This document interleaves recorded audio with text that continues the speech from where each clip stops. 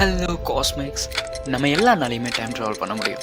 இவ்வளோ ஏன் ஆல்பர்ட் ஐன்ஸ்டீனோட ஜென்ரல் ரிலேட்டிவிட்டி தியரியே டைம் ட்ராவல் பாசிபிள்னு சொல்லுது. சரி, அப்புறம் என்ன ப்ரோ, பாஸ்ட்டுக்கு போய் என்னோட பாஸ்ட் மூமெண்ட்ஸ்லாம் மாற்ற போகிறேன் அப்படின்னு சொன்னீங்கன்னா அது முடியாது.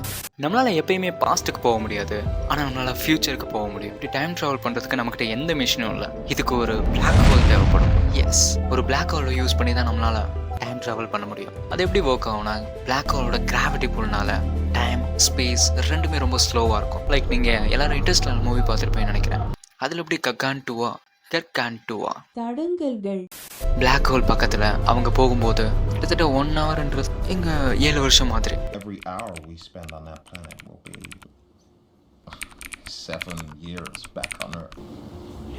டேய் தம்பி, பிளாக் ஹோல் பக்கத்தில் டைம் ட்ராவலில் ஒர்க் ஆகும். ஆனால் இப்போதைக்கு நம்ம பக்கத்தில் இருக்க பிளாக் ஹோல் தான் HR6890. அது நம்மக்கிட்ட இருந்து கிட்டத்தட்ட 1000 லைட் இயர்ஸ் தள்ளி இருக்கு. ஆனால் அங்கே போகிறது ரொம்ப கஷ்டம். அதோட அது ஒரு சூஷன் மிஷினும் கூட.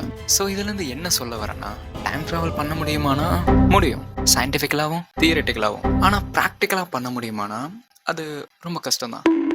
So just enjoy your presence. நம்மளால் பாஸ்ட்டை மாற்ற முடியாது, பட் நம்மளால் ஃப்யூச்சரை மாற்ற முடியும்.